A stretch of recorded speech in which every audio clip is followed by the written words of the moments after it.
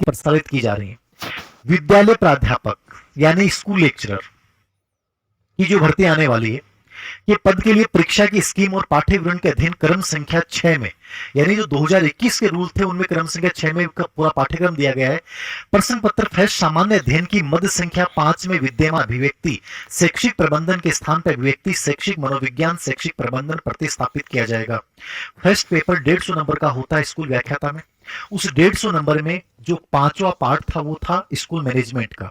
इन्होंने क्या किया है, स्कूल मैनेजमेंट का 5वें पार्ट यानी 15% जो स्कूल मैनेजमेंट के आते थे उसके साथ इन्होंने किसको जोड़ दिया है, एजुकेशनल साइकोलॉजी को।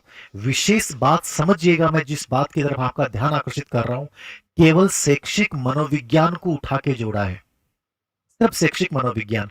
यानी जो सेकंड पेपर था, यहां देखिएगा प्रश्न पत्र सेकंड में संबंधित विषय की मद संख्या 4 में विद्यमान अभिव्यक्ति शैक्षिक मनोविज्ञान को हटाया जाएगा। यानी शैक्षिक मनोविज्ञान को हटा के कहां जोड़ दिया, यहां पे। लेकिन आप एक चीज और सुनिएगा, वहां से केवल शैक्षिक मनोविज्ञान को हटाया है, वहां 2 बिंदु और जोड़े गए। आप पूरा सिलेबस पढ़ेंगे ना 2021 के रूल्स, तो वहां पे लिखा हुआ है शैक्षिक मनोविज्ञान कोमा, केवल इसने यहां तक यही लिया है, शैक्षिक मनोविज्ञान कोमा शिक्षा शास्त्र टीचिंग लर्निंग एड पेडागोजी और आईसीटी, यानी वो पार्ट आपके सेकंड पेपर में रहेगा।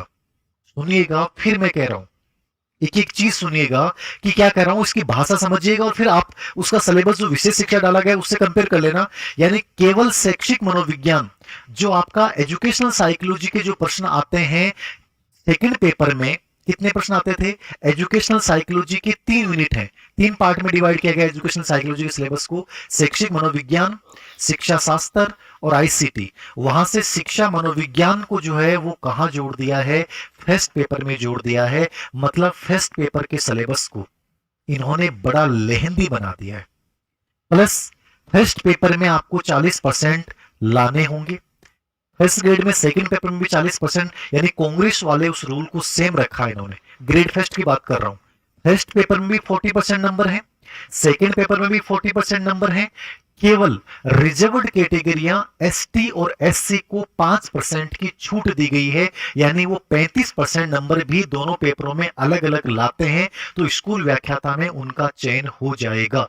5% छूट किसको है, एससी एसटी को। लेकिन स्कूल व्याख्याता के दोनों पेपरों में 40% के रूल को इन्होंने बरकरार रखा है, कहीं नहीं हटाया। स्कूल व्याख्याता में चेंज क्या किया है कि यहां जो शिक्षा मनोविज्ञान शिक्षा शास्त्र और आईसीटी वाला पार्ट था, 3 पार्ट में एजुकेशनल साइकोलॉजी को उन्होंने डाल रखा था, वहां से शिक्षा मनोविज्ञान वाले पार्ट को हटाकर और यहां फर्स्ट पेपर में स्कूल मैनेजमेंट के साथ जोड़ दिया गया है। फर्स्ट पेपर को और हार्ड बना दिया कि आपको वहां 40% नंबर भी लाने हैं, साइकोलॉजी को भी जोड़ दिया है। अब एजुकेशनल साइकोलॉजी भी यहां जुड़ चुकी है, मैनेजमेंट भी आपको पढ़ना है, ठीक है। प्लस आपका मैथ, रीजनिंग, हिंदी, इंग्लिश और भारतीय इतिहास, राजस्थान इतिहास, वो सब चीजें जैसी थी वैसे की वैसी ऑलरेडी मेंटेन है। तो फर्स्ट पेपर का रोल स्कूल लेक्चर में बड़ा हो गया है। 40% का रूल बरकरार है। एजुकेशनल साइकोलॉजी को फर्स्ट पेपर में घुसेड़ दिया गया है, नहीं घुसेड़ना चाहिए था, सेकंड पेपर में बढ़िया था बच्चों के लिए। कम से कम ये फर्स्ट पेपर इतना लेंदी तो नहीं हो जाता, फर्स्ट पेपर टेंशन बन जाएगा। फर्स्ट पेपर में 40% नंबर लाना एक बड़ी चुनौती बन जाएगी बच्चों के लिए। तो मेरे अकॉर्डिंग ये थोड़ा सा साइकोलॉजी को यहाँ पे लेके आना, ये बच्चों के साथ अनजस्टिस किया गया है, गलत किया गया है, ठीक है। फर्स्ट पेपर के पैटर्न को हार्ड बना दिया है। या तो ये फर्स्ट पेपर का जो पैटर्न था उसको 200 नंबर का करते, और 200 नंबर का करने के बाद जो है वो साइकोलॉजी को इन्होंने जोड़ा है, कोई बात नहीं है। अभी देखो इसके ऊपर और भी परिवेदना क्या होता है, थोड़ा बहुत चेंज होता है कि नहीं होता अलग चीज है। लेकिन मैं जहां तक समझ पा रहा हूं, मेरा एक व्यक्तिगत आप रवैया बात कह सकते हैं कि फर्स्ट पेपर को इन्होंने हार्ड बनाया है और 40% का रूल बरकरार रखा है। सेकंड पेपर में भी वो रूल बरकरार रखा है, मतलब कहीं भी इन्होंने जिक्र नहीं किया है कि हम हटाएंगे, केवल 5% की छूट।